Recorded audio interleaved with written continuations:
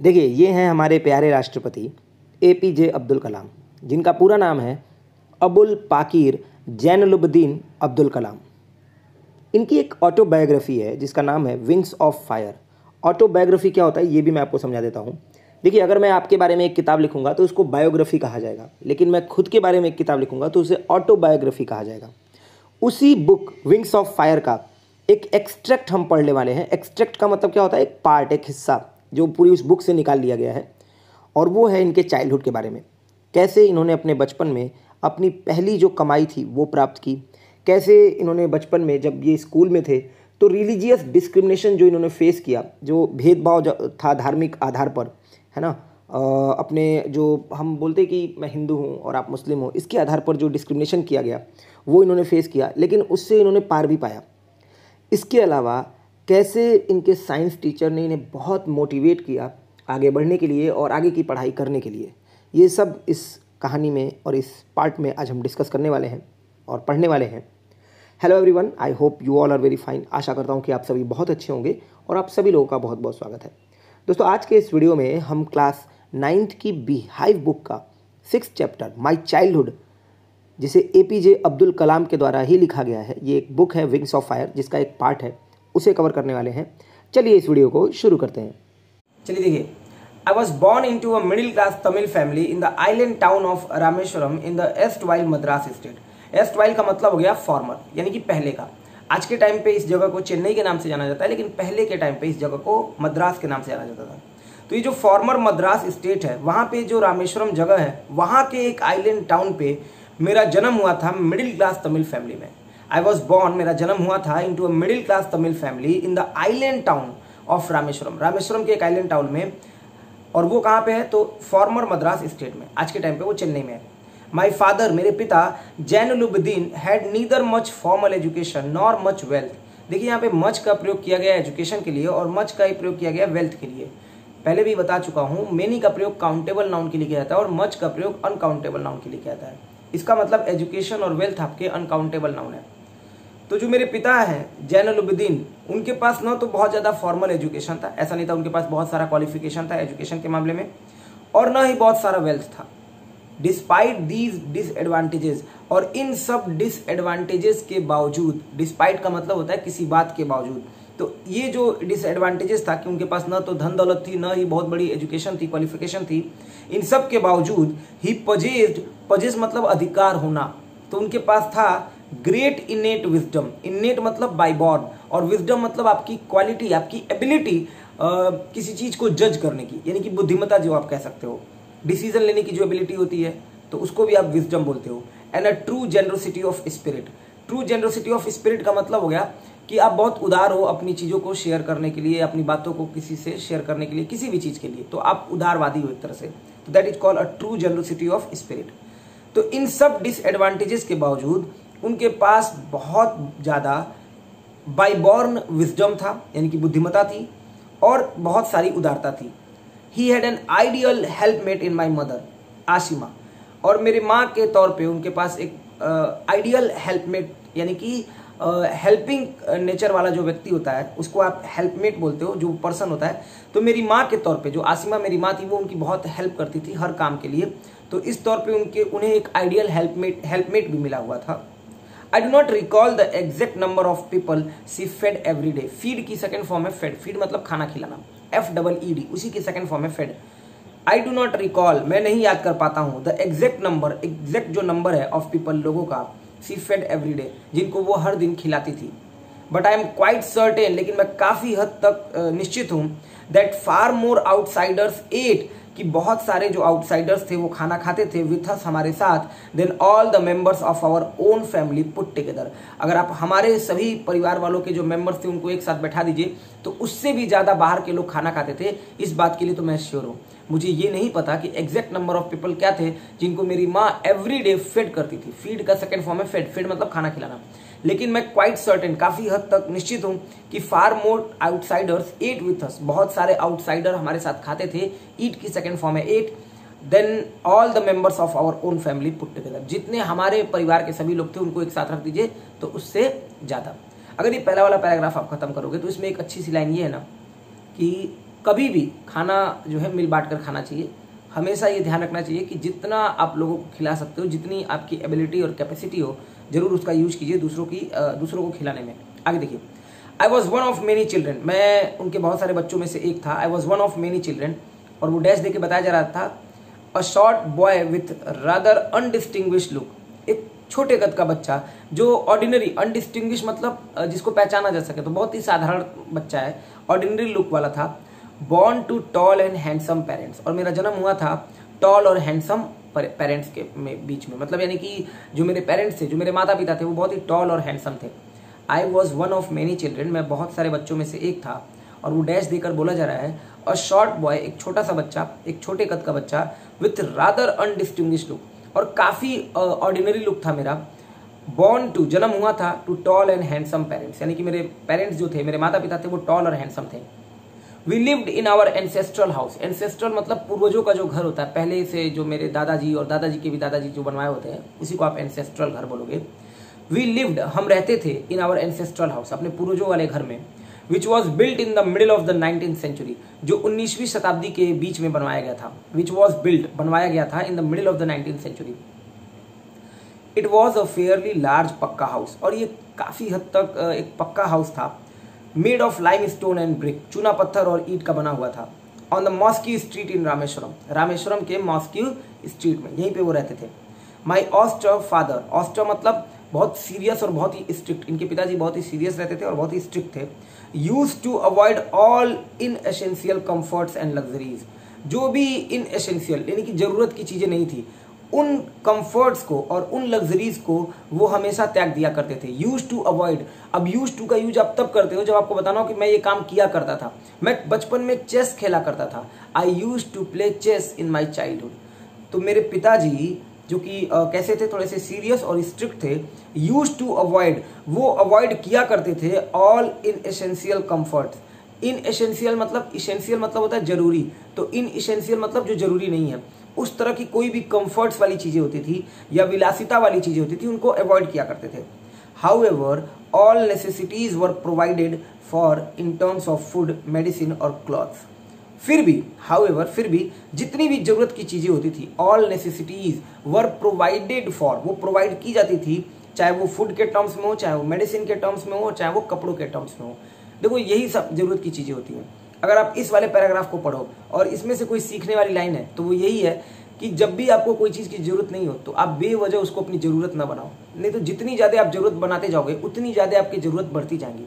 इसलिए कभी भी अगर आपको लगता है कि कोई चीज इन एसेंशियल है, मतलब इतना जरूरी नहीं है कि जिसके बिना मतलब आपका काम नहीं चल सकता, ठीक ना, यानी कि वो गैर जरूरी चीज है, तो आप जरूर उसे तुरंत का तुरंत वहीं पे हटा दो। इनफैक्ट वास्तव में I would say mine was a very secure childhood, वास्तव में अगर देखा जाए तो मैं ये कहूँगा कि मेरा जो चाइल्डहुड था वो बहुत ही सिक्योर था, बोथ मटेरियली और इमोशनली। चाहे वो मटेरियली बात हो चाहे वो इमोशनली बात हो, मुझे घर वाले बहुत प्यार भी करते थे और जो चीज़ें मुझे चाहिए थी वो भी मिल जाती थी। That is called materially and emotionally. The second world war broke out in 1939। 1939 अभी इससे पहले वाला जो चैप्टर पढ़ा था उसमें भी आया था 1939, यानी कि 1939 में हमारा द्वितीय विश्व युद्ध यानी कि सेकेंड वर्ल्ड वॉर स्टार्ट हुआ था। अभी देखो स्टार्ट के लिए यहाँ पे वर्ड यूज किया गया ब्रेकआउट। ब्रेकआउट की सेकेंड फॉर्म है ब्रोकआउट, इसको बोलते हैं फ्रेजल वर्ब। ब्रेक का मतलब होता है तोड़ना या टूटना, बट ब्रेकआउट का मतलब तोड़ना या टूटना नहीं होता है। जब कभी भी वर्ब की मीनिंग जो है उस वर्ब में प्रेपोजिशन या एडवर्ब लगा देने से चेंज हो जाए तो वो वर्ब ना होकर फ्रेजल वर्ब बन जाता है। ध्यान से सुनिएगा, अगर मैंने कहा ब्रेक तो ब्रेक का मतलब तोड़ना या टूटना होता है, लेकिन ब्रेकआउट का मतलब होता है किसी चीज का फैलना, शुरू होना, इस तरह से। तो जब कभी किसी वर्ब में कोई प्रेपोजिशन या एडवर्ब लगाकर उस वर्ब की मीनिंग को कंप्लीट तौर पे चेंज कर दिया जाए तो वो वर्ब ना होके फ्रेजल वर्ब बन जाता है। अभी यहाँ पे ब्रेकआउट फ्रेजल वर्ब है और ब्रेक आपका वर्ब होता है, लेकिन ब्रेक मतलब तोड़ना या टूटना होता है, जबकि ब्रेकआउट का मतलब शुरू होना या फैलना होता है। तो ये ब्रेकआउट एक फ्रेजल वर्ब है, ध्यान रखिएगा। ऐसे बहुत सारे फ्रेजल वर्ब अब आज के बाद से आपको मिलने शुरू हो जाएंगे। अभी क्लास 8 तक आपको शायद फ्रेजल वर्ब का उतना आइडिया नहीं होगा, बट यहाँ क्लास 9 से आपको बहुत सारे फ्रेजल वर्ब पढ़ने को मिलेंगे। The second world war broke out, अब पास्ट में है तो ब्रेक की सेकेंड फॉर्म ब्रोक लगा दिया। The second world war broke out in 1939, जो द्वितीय विश्व युद्ध था वो 1939 में स्टार्ट हो गया। When I was 8 years old, जब मैं 8 साल का था। For reasons I have never been able to understand a sudden demand for tamarind seeds erupted in the market. कारणों से, फॉर रीजन, कई कारणों से, I have never been able to understand, मैं आज तक इस बात को समझ नहीं पाया हूँ. I have never been able to understand, मैं इस बात के योग्य ही नहीं हो पाया हूँ कि मैं इस बात को समझ पाऊँ. अ सडन डिमांड, एक अचानक से जो डिमांड आई थी फॉर टेमरिन सीड्स, इमली के सीड्स की. टेमरिन मतलब हो गया इमली, तो जो टेमरिन के सीड्स की डिमांड आई थी, erupted in the market, market में जो इरप्ट कर गई थी. इरप्ट मतलब जैसे वॉल्केनो इरप्ट करता है, आपने अपने साइंस में या साइंस में ही पढ़ा होगा, वॉल्केनो इरप्शन, एकदम से ज्वालामुखी फूट पड़ता है. तो वही जो टेमरिन सीड्स की डिमांड थी वो इरप्ट कर गई थी मार्केट में, एकदम से फूट पड़ी थी, अचानक से उसकी डिमांड बहुत तेज हो गई थी और मैं ये बात आज तक समझ नहीं पाया. आई यूज टू कलेक्ट, एक बार फिर से देखो यूज टू आ गया, मैं कलेक्ट किया करता था. I use to collect the seeds, मैं सीड्स कलेक्ट किया करता था. And sell them to a provision shop, और किराने की दुकान पर ले जाकर बेच दिया करता था. ऑन मॉस्क्यू स्ट्रीट, जहां पे वो रहते थे, मॉस्क्यू स्ट्रीट में. अ डेज कलेक्शन, एक दिन का कलेक्शन, वुड फेच मी, वो मुझको देता था द प्रिंसली सम ऑफ 1 आना. अब देखो, जब भी आप बोलोगे ना प्रिंसली सम, तो इसका मतलब होता है बहुत भारी अमाउंट, लेकिन कहना आप विपरीत चाह रहे हो. जैसे मैं आज के टाइम पे बोलूं, सर आज दिन भर मेहनत करके मुझे बहुत बड़ा अमाउंट मिला. कितना सर? 10 रुपया. आज के टाइम पे 10 रुपया कुछ नहीं है, तो इसी के लिए आप बोलोगे प्रिंसली सम. बोल तो रहे हो बहुत बड़ा अमाउंट, लेकिन होता है एक्चुअल में बहुत छोटा अमाउंट. तो वही बोला जा रहा है, एक दिन का जो कलेक्शन होता था वो मुझे लाकर देता था. वुड फेच मी, फेच मतलब लाकर देना, द प्रिंसली सम ऑफ 1 आना, बहुत बड़ा अमाउंट. और वो कितना होता था? केवल 1 आना.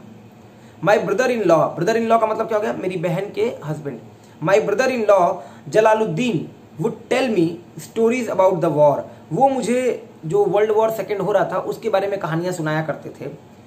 विच I would later attempt to trace in the headlines in Dinamani, और जो मैं बाद में, लेटर मतलब होता है बाद में, LATER, LETTER नहीं है, ध्यान रखना, लेटर मतलब पत्र होता है, ये LATER है, जिसे मैं बाद में प्रयास करता था ट्रेस करने का, मतलब पता लगाने का. अटेम्प्ट टू ट्रेस, अटेम्प्ट मतलब प्रयास, टू ट्रेस मतलब पता लगाना. कहाँ पे? In the headlines in Dinamani. Dinamani क्या है? वहां का लोकल न्यूज़पेपर, उसमें मैं अगले दिन उसको खोजता था. आवर एरिया, जो हमारा एरिया था, बीइंग आइसोलेटेड, आइसोलेट किए जाने से, बीइंग आइसोलेटेड मतलब उसको एक आइसोलेट कर दिया गया था, मतलब बाहर से पूरी तरह से लॉक कर दिया गया था. Was completely unaffected by the war, वो पूरी तरह से वॉर से क्या था? अनअफेक्टेड था, मतलब उस पर कोई प्रभाव नहीं था. सेकेंड वर्ल्ड वॉर का हमारे एरिया पे कोई प्रभाव नहीं था, हमने उसको आइसोलेट कर दिया था. जैसे अभी आपने कोरोना वायरस में बहुत बार ये वर्ड सुना होगा कि आइसोलेट कर दिया गया, इनको अकेले कर दिया गया. But soon India was force, लेकिन जल्द ही भारत को फोर्स किया गया, मजबूर किया गया to join the allied force, कि वो अलाइड फोर्स को ज्वाइन कर ले. अब ये अलाइड फोर्स क्या है? तो अपने सोशल साइंस वाले टीचर से आप पूछोगे तो वो बताएंगे कि सेकेंड वर्ल्ड वॉर के दौरान ये जो यूनाइटेड स्टेट है या यूनाइटेड किंगडम है, इनके कुछ और ऐसे कई जो कंट्रीज थे, इनका जो ग्रुप था उसको अलाइड फोर्स कहा गया था. और क्योंकि भारत जो है ब्रिटेन का गुलाम था, तो इसलिए भारत को अलाइड फोर्स को ही ज्वाइन करना था. और ब्रिटेन ने मजबूर किया कि आप हमें ज्वाइन कीजिए तो हम आपको फ्री कर देंगे.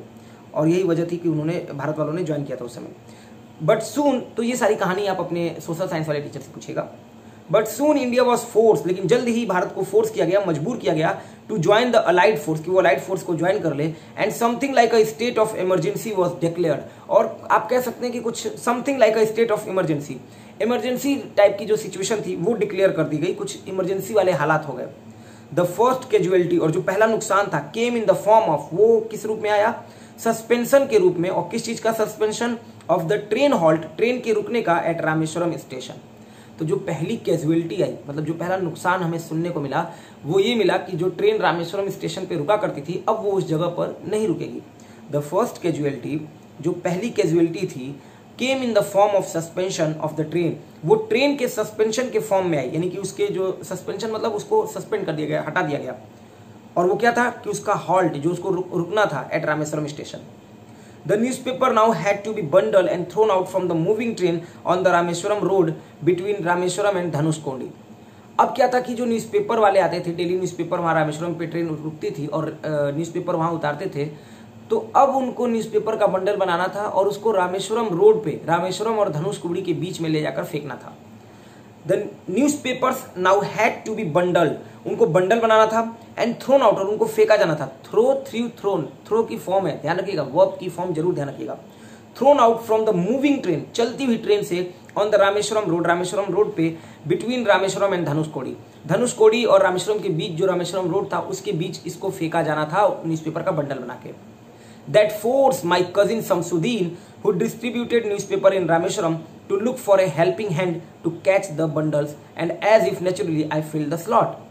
अब क्या हुआ कि मेरा जो भाई शमसुद्दीन था, that force my cousin Shamsuddin, उसने मेरे भाई शमसुद्दीन को मजबूर किया, इस चीज ने मेरे भाई शमसुद्दीन को, मेरे कजिन शमसुद्दीन को मजबूर किया।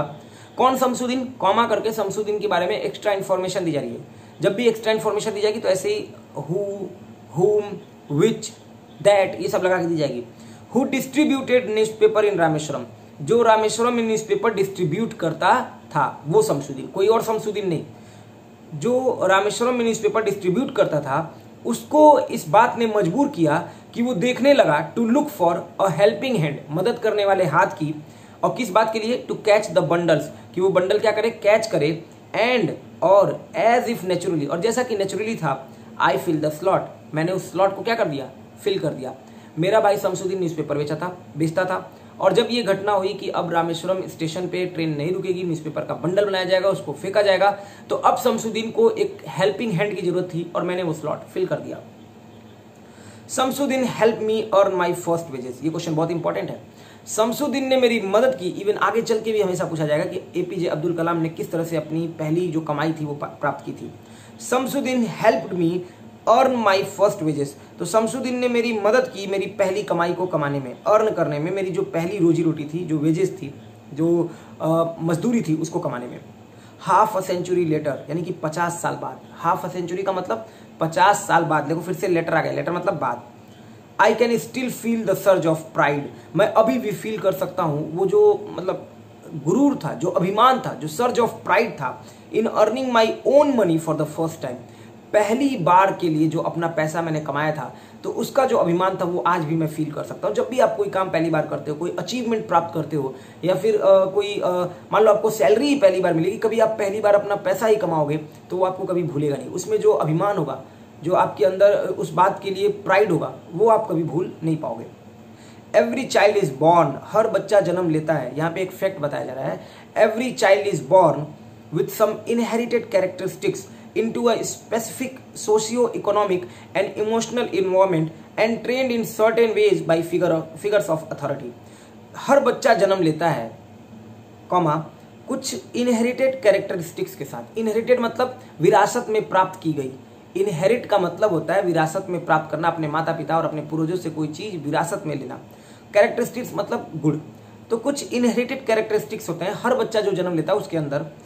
और कहाँ वो जन्म लेता है, into a specific socio economic and emotional environment, उसके आसपास का जो इन्वायरमेंट होता है, जो माहौल होता है, वो सामाजिक, आर्थिक और इमोशनल होता है। तो इस तरह का जो socio economic and emotional environment में जो हर बच्चा जन्म लेता है कुछ इनहेरिटेड कैरेक्टरिस्टिक्स के साथ, मतलब कुछ क्वालिटी तो ऐसी होती है जो उसके अंदर जन्मजात होती है, बाई बॉर्न ही वो चीज वो पा लेता है अपने पूर्वजों से, अपने माता पिता से, अपने एंसेस्टर्स से, लेकिन उसको ट्रेन भी किया जाता है, एंड ट्रेंड, और उसको ट्रेन किया जाता है इन सर्टेन वेज, एक खास तरीके से, by figures of authority. Figures of authority मतलब जो भी उसके घर में पावरफुल और बड़े लोग होते हैं। जैसे मान लो जब एक बच्चा जन्म लेता है तो उसके अंदर कुछ इनहेरिटेड क्वालिटीज तो होती ही हैं कि वो अपने माता पिता से वो क्वालिटी जो है बाय बॉर्न ले लेता है, लेकिन कुछ क्वालिटी उसको उसके पेरेंट्स के द्वारा सर्टेन वेज में ट्रेन करके दी जाती है कि देखो बेटा आपको ऐसे करना है, बेटा आपको झूठ नहीं बोलना है, बेटा आपको इस तरह से रहना है। तो ये कुछ क्वालिटीज उसको ट्रेन की जाती है, trained in certain ways by figures of authority. Figures of authority मतलब जो भी उस घर में पावरफुल लोग होते हैं। अब मेरे अंदर क्या था, आई inherited honesty and self discipline from my father. मैंने अपने पिता से ईमानदारी और जो सेल्फ डिसिप्लिन थी वो इनहेरिट किया था, विरासत में प्राप्त किया था। एंड फ्रॉम माई मदर, अगर मेरी माँ की बात की जाए, आई inherited faith in goodness and deep kindness. मैंने अपनी माँ से गुडनेस मतलब अच्छाई और काइंडनेस और जो उदारता थी, काइंडनेस मतलब उदारता, वो प्राप्त की थी, उसमें विश्वास प्राप्त किया था। आई इनहेरिटेड, मैंने विरासत में प्राप्त किया था, फेथ विश्वास, इन गुडनेस अच्छाई में, और डीप काइंडनेस में और गहरी उदारता में। And so did my 3 brothers and sister, और इसी तरह से मेरे 3 भाई और बहनों ने भी यही प्राप्त किया था। I had 3 close friends in my childhood, और मेरे बचपन में 3 बहुत ही घनिष्ठ दोस्त थे, रामानंद शास्त्री, अरविंदन और शिव प्रकाशन। इन तीनों के नाम याद रखिएगा, रामानंद शास्त्री, अरविंदन और शिव प्रकाशन। ये तीन मेरे घनिष्ठ बहुत ही क्लोज फ्रेंड्स थे, यानी कि इंटीमेट फ्रेंड्स थे। All these boys were from Orthodox Hindu ब्राह्मण फैमिलीज। और ये जो तीनों बच्चे थे, ऑल दीज बॉयज, ये जो तीनों लड़के थे, वर फ्रॉम, वे थे ऑर्थोडॉक्स। ऑर्थोडॉक्स का मतलब हो गया परंपरागत, मतलब एक ऐसा परिवार जहां पे रूल्स और रेगुलेशन को बहुत पहले से माना जा रहा है और उसको तोड़ने की बात नहीं हो रही है और वो ऐसा ही चलता रहेगा, तो आप उसको बोलते हो ऑर्थोडॉक्स फैमिली, है ना। कंजर्वेटिव फैमिली, रूढ़िवादी फैमिली, मतलब एक बोल दिया कि अगर जनेऊ पहनेंगे तो सब लोग, आने वाले लोग भी जनेऊ पहनते रहेंगे, वो लोग तोड़ेंगे नहीं। अगर माता पिता पूजा करते थे, दादाजी पूजा करते थे, तो बच्चा भी पूजा करेगा सुबह उठकर, सब लोग, दैट इज कॉल्ड कंजर्वेटिव, है ना। ऑल दीज बॉयज, ये जो तीनों लड़के थे, वर फ्रॉम ऑर्थोडॉक्स हिंदू ब्राह्मण फैमिलीज, वो ऑर्थोडॉक्स हिंदू ब्राह्मण फैमिलीज से थे। एज चिल्ड्रेन, और बच्चों के तौर पे, चिल्ड्रेन के तौर पे, नन ऑफ अस, हम में से कोई भी नहीं, एवर फेल्ट, कभी भी महसूस किया था, any different among us our self, हमारे बीच कोई डिफरेंस है ऐसा हमने कभी फील नहीं किया था।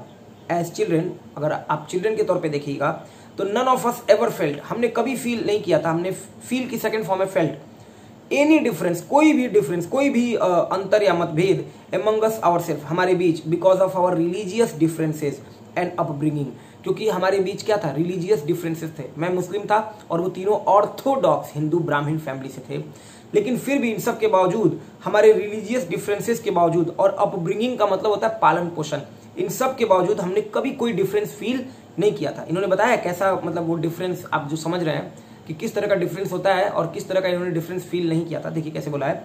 In fact Ramanand Shastri was the son of पक्षी लक्ष्मण शास्त्री, वो पक्षी लक्ष्मण शास्त्री का लड़का था। और वो पक्षी लक्ष्मण शास्त्री कौन है, तो कॉमा करके एक्स्ट्रा इन्फॉर्मेशन दी जा रही है। The high priest of the Rameswaram temple, Rameswaram temple का सबसे उच्च पुजारी उसका लड़का था। और तब भी हमारे बीच कोई डिफरेंसेस नहीं थे। बताओ, वो पुजारी लड़का, उसको किस तरह से सिखाया गया होगा बचपन में, उसे किस तरह से पालन पोषण, अपब्रिंगिंग उसकी किस तरह से की गई होगी, फिर भी इन सब के बावजूद हमारे बीच कोई डिफरेंस नहीं था। लेटर, बाद में, ही टुक मतलब रामानंद शास्त्री ने took over the priesthood of Rameswaram temple from his father, अपनी पिता से जो पुजारी वाली पोजीशन थी, प्रिस्टहुड मतलब द जॉब और the position of the priest, वो टुक ओवर कर ली। टेक ओवर का मतलब होता है स्थान ले लेना। अभी देखो फिर से फ्रेजल वर्ब है ये, टेक ओवर, स्थान ले लेना। तो टेक की सेकंड फॉर्म टुक होती है, टेक, टुक, टेकन। टुक ओवर मतलब स्थान ले लिया, जो प्रिस्टहुड था, यानी कि जो पोस्ट थी, जॉब थी प्रिस्ट की, रामेश्वरम टेम्पल में, फ्रॉम हिज फादर, अपने पिता से। Aravindan went into the business of arranging transport for visiting pilgrims. और अरविंदन कहाँ चला गया, वो चला गया बिजनेस में। किस चीज का बिजनेस था उसका, arranging transport for visiting pilgrims. Pilgrims मतलब तीर्थयात्री, तो जो आने जाने वाले वहां पे तीर्थयात्री थे उनके लिए ट्रांसपोर्ट की व्यवस्था कराना उसका काम था। एंड शिव प्रकाशन, और जो शिव प्रकाशन था वो बन गया, बिकम की सेकंड फॉर्म है बिकेम, वो बन गया a catering contractor for the southern railway. Southern मतलब जो सदर्न रेलवे था, यानी कि दक्षिण भारत के जो रेलवेज थे उस क्षेत्र की ओर, उस रेलवेज के लिए वो कैटरिंग कॉन्ट्रैक्टर बन गया। कैटर करने का मतलब होता है ना, खाने पीने की सुविधा मुहैया कराना, उसको उपलब्ध कराना, है ना। कैटरिंग आप देखते होगे शादी विवाह में कैटर वाले आते हैं, कैटरिंग्स वाले आते हैं, तो वही है कैटर करना। शिव प्रकाशन बिकेम अ कैटरिंग कॉन्ट्रैक्टर, तो वो कैटरिंग कॉन्ट्रैक्टर बन गया फॉर द सदर्न रेलवे के लिए। तो ये जो तीनों फ्रेंड्स थे ये बहुत ही ऑर्थोडॉक्स ब्राह्मण फैमिली से थे, और तीनों बाद में धीरे धीरे करके एक एक बिजनेस इन्होंने संभाल लिया। एक ने अपने पिता से जो पुजारी वाली पोस्ट थी वो ले ली, जिसका नाम था रामानंद शास्त्री। अरविंदन जो था वो ट्रांसपोर्ट अरेंजिंग में चला गया, और शिव प्रकाशन जो था उसने कैटरिंग कॉन्ट्रैक्टर की जॉब ले ली सदर्न रेलवेज में। ठीक है, आगे देखो। During the annual Sri Sitaram Kalyanam ceremony, our family used to arrange boats with a special platform for carrying idols of the Lord from the temple to the marriage site, situated in the middle of the pond called Ram Tirtha, which was near our house. अब इतना बड़ा sentence है, इसको समझने के लिए आपको sentence को जगह जगह से ब्रेक करना आना चाहिए, तभी आप सेंटेंस की मीनिंग समझ पाओगे। इसके अलावा ये जो वर्ड है यूज्ड टू, ये आपको ध्यान रखना है। एक बार फिर से आपके सामने है, बचपन में या फिर पास्ट में जब आप कोई काम किया करते थे उसके लिए आप इस वर्ड को यूज करोगे। आई यूज टू प्ले चेस, मैं चेस खेला करता था। तो और सीताराम कल्याणम सेरेमनी का मतलब हो गया, ये एक साउथ में उत्सव मनाया जाता है, सीताराम कल्याण सेरेमनी की राम और सीता का विवाह। एनुअल सेरेमनी का मतलब हो गया जो वार्षिक उत्सव मनाया जाता है, हर साल जो मनाया जाता है तो उसी को एनुअल सेरेमनी बोला गया है। During the annual Shri Sitarama Kalyanam ceremony, यानी कि जो एनुअल यानी कि जो वार्षिक सीताराम का जो विवाह उत्सव था उसके दौरान our family use to arrange boats, हमारे परिवार वाले जो थे वो बोट्स अरेंज किया करते थे विथ अ स्पेशल प्लेटफॉर्म, एक खास तौर के प्लेटफॉर्म के साथ, for carrying idols of the Lord, कि उस पे लॉर्ड की जो मूर्ति है उसको ढोई जा सके, उठाई जा सके, फ्रॉम द टेम्पल, टेम्पल से और कहां पर, टू द मैरिज साइट, मंदिर से लॉर्ड की मूर्ति उठाकर विवाह स्थल तक ले जाया जा सके।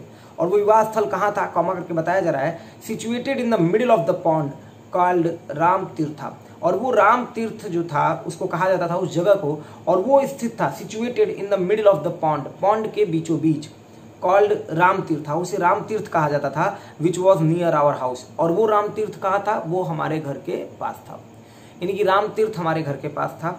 और राम तीर्थ किसको बोला जाता था, वो जगह जहाँ पे मंदिर था, सॉरी विवाह स्थल था, और वहां पे टेम्पल से लॉर्ड की मूर्ति को उठाकर एक खास तौर के प्लेटफॉर्म पे ले जाया जाता था। और कलाम जी के जो परिवार वाले थे वो वहां पे बोट्स अरेंज कराने का काम करते थे और वहां से मंदिर तक मूर्ति को पहुंचाने का काम करते थे।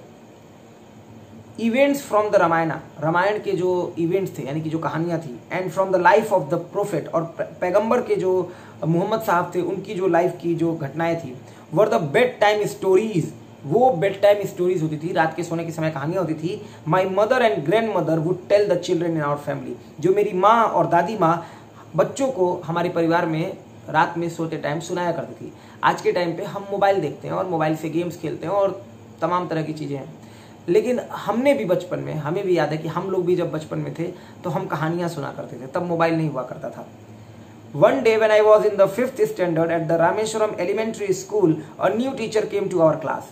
एक दिन, one day when I was in the 5th standard, जब मैं 5वीं स्टैंडर्ड में था, रामेश्वरम एलिमेंट्री स्कूल में एक नए टीचर हमारे क्लास में आए। Came to our class, come की सेकंड फॉर्म है came. I use to be a cap, एक बार फिर से आ रहा है यूज टू, पास्ट की घटनाओं को जब आपको दिखाना हो तो आप यूज टू यूज करते हो।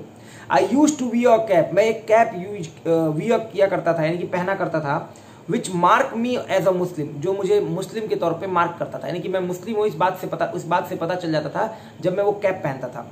And I always sat, sit की सेकंड फॉर्म है sat, in the front row, पहली वाली रो में, नेक्स्ट टू रामानंद शास्त्री। रामानंद शास्त्री जो हमारे 3 मित्रों में से एक मित्र हैं, उन्हीं के ठीक बगल में फ्रंट रो में मैं बैठता था।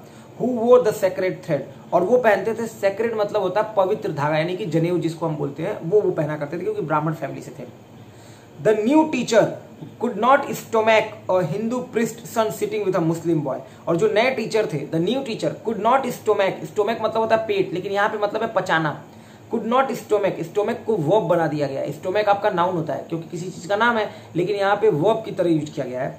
जो नए टीचर थे वो इस बात को पचा नहीं पाए कि एक हिंदू प्रिस्ट का लड़का, Hindu priest son sitting with a Muslim boy, वो एक मुस्लिम लड़के के साथ बैठा हुआ है, in accordance with our social ranking, और हमारे सोशल रैंकिंग के अनुसार।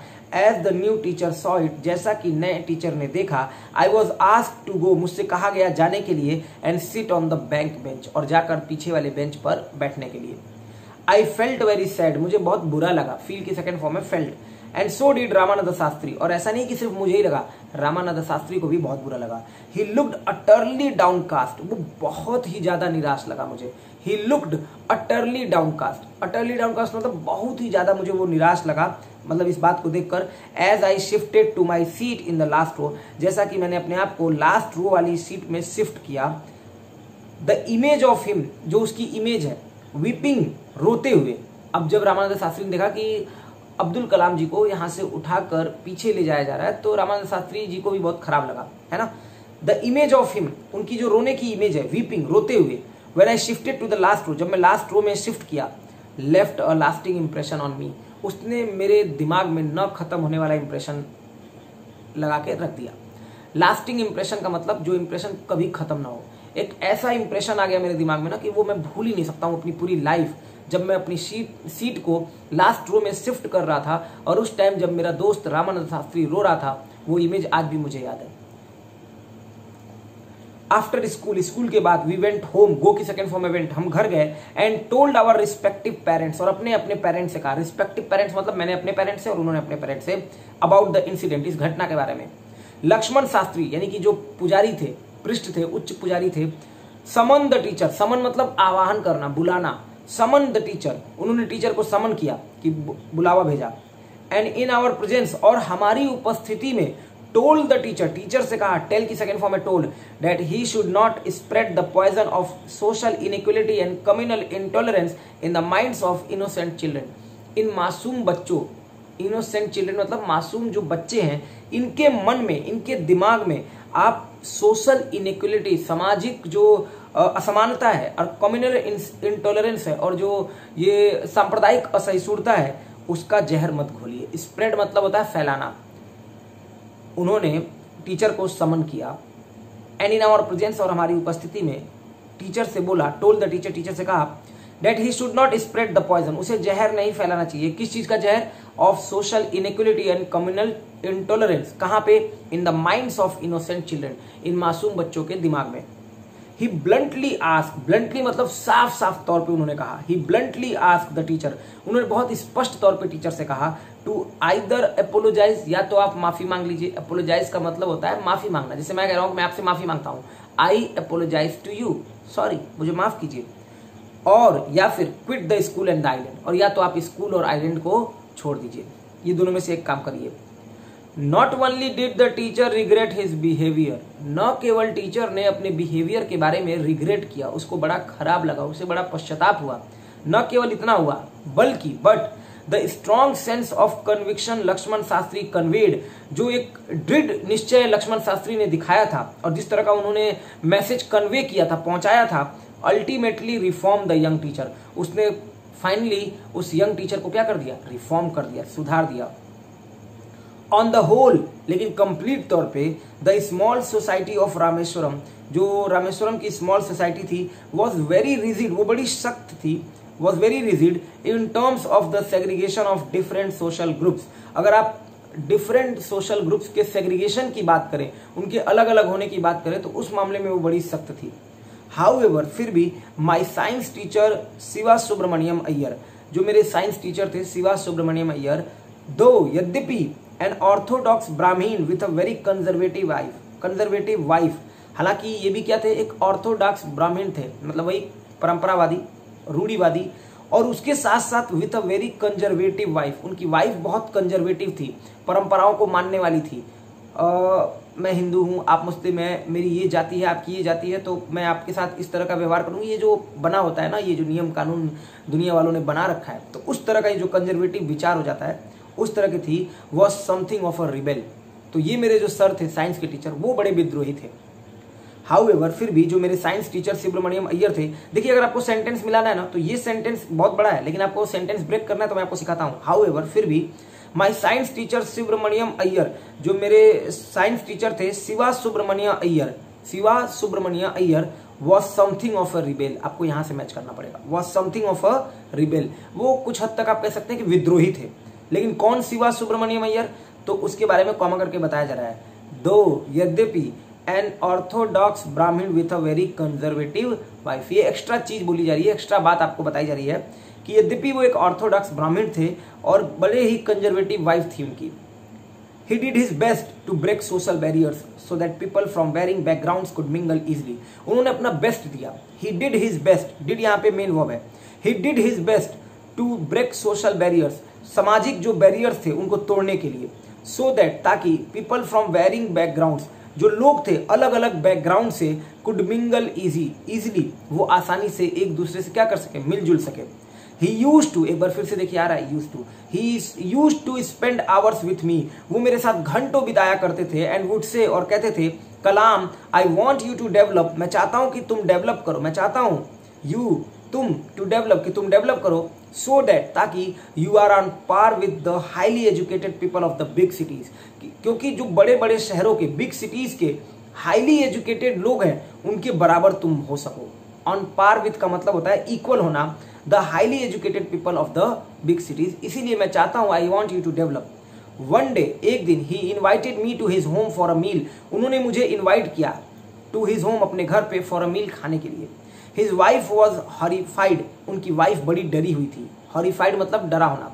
Eight the idea of a Muslim boy being invited to dine in her ritually pure kitchen, ritually मतलब बहुत ही जो धार्मिक तौर पे प्योर मतलब शुद्ध, और किचन जो था उसमें एक मुस्लिम लड़के को डाइन करने के लिए, डाइन इन मतलब होता है खाना खाना, जैसे डिनर होता है उसी तरह डाइन इन होता है, डाइन इन मतलब होता है खाना खाना। तो ये डाइन इन करने के लिए जो एक मुस्लिम लड़के को बुलाया गया था, उस बात को लेकर वो बड़ी डरी हुई थी। He was horrified, his wife was horrified, उनकी वाइफ बहुत डरी हुई थी इस विचार पर, एट द आइडिया, किस विचार पर, of a Muslim boy being invited, कि एक मुस्लिम लड़के को इनवाइट किया गया था टू डाइन इन, खाना खाने के लिए, हर रिचुअली प्योर किचन, उनका जो धार्मिक तौर पे शुद्ध किचन था वहां पे, उसमें। She refuse to serve me in her kitchen, उन्होंने अपने किचन में मुझे खाना खाने से इनकार कर दिया, खाना खिलाने से इनकार कर दिया। रिफ्यूज मतलब मना करना। शिवा सुब्रमण्यम अय्यर, जो शिवा सुब्रमण्यम अय्यर थे, वॉज नॉट पर्टर्ब्ड, वो बिल्कुल परेशान नहीं हुए। पर्टर्ब मतलब डिस्टर्ब होना, वो बिल्कुल परेशान नहीं हुए, बिल्कुल डिस्टर्ब नहीं हुए। Not did he get angry with his wife, और न ही अपनी बीवी से वो नाराज हुए, अपनी वाइफ से वो नाराज भी नहीं हुए। Not did he get angry, but instead, बल्कि इसके बावजूद, he served me with his own hands, उन्होंने मुझे अपने हाथों से खाना सर्व किया, परोसा, and set down beside me to eat his meal, और मेरे बगल में बैठ गए। Set down beside me to eat his meal, अपना खाना खाने के लिए। His wife watch us from behind the kitchen door, उनकी वाइफ ने हमें किचन डोर के पीछे से वॉच किया, मतलब देखा। आई वंडर्ड, मैं बड़ा आश्चर्य किया, whether she had observe any difference in the way I ate rice, कि क्या उन्होंने कोई डिफरेंस ऑब्जर्व किया। मैं चुपचाप खाना खा रहा था और मैंने ये ऑब्जर्व किया, आई वंडर, मैंने ये आश्चर्य किया कि क्या उन्होंने कोई डिफरेंस देखा होगा। जैसे मैं खाना खा रहा था वैसे ही मेरे टीचर भी खा रहे थे, जैसे उन्होंने खाना खाने के बाद थाली उठाई वैसे मैंने भी खाना खाने के बाद थाली उठाई। तो मैं बड़ा आश्चर्य किया कि क्या कोई डिफरेंस उन्हें दिखा होगा कि नहीं दिखा होगा। आई वंडर, मैं बड़ा आश्चर्य किया, whether she had observe any difference, क्या उन्होंने कोई डिफरेंस ऑब्जर्व किया, in the way I ate rice, जिस तरीके से मैं राइस खा रहा था। ड्रैंक वाटर, पानी पी रहा था, सब सेकंड फॉर्म है, ईट की सेकंड फॉर्म एट, ड्रिंक की सेकंड फॉर्म ड्रैंक। और क्लीन द फ्लोर, फ्लोर नहीं बोला जाएगा, आर मत बोलना, फ्लो, क्लीन मतलब साफ करना, ये भी सेकंड फॉर्म है। और जिस तरह से मैंने फ्लो को साफ किया आफ्टर द मील, खाना खाने के बाद। When I was leaving the house, his house, जब मैं उनका घर लीव कर रहा था, लीव मतलब छोड़कर जाना, Shiva Subramaniam Iyer invited me to join him for dinner again the next weekend. अब फिर से अगले वीकेंड पे, यानी कि सैटरडे संडे जो वीकेंड होता है, Friday Saturday Sunday, next weekend पे एक बार फिर से मेरे teacher, science teacher Shiva Subramaniam Iyer ने मुझे फिर से एक बार क्या किया, इन्वाइट किया। ऑब्जर्विंग माई हेजिटेशन, और मेरे हेजिटेशन को ऑब्जर्व करते हुए, देखते हुए कि अब कलाम जो है वो थोड़ा हेजिटेट कर रहे हैं, अब्दुल कलाम जी हेजिटेट कर रहे हैं। He told me not to get upset, उन्होंने मुझसे कहा कि परेशान क्यों हो रहे हो, जैसे आ जाए वैसे फिर आना, कल फिर आना, एक बार और आना।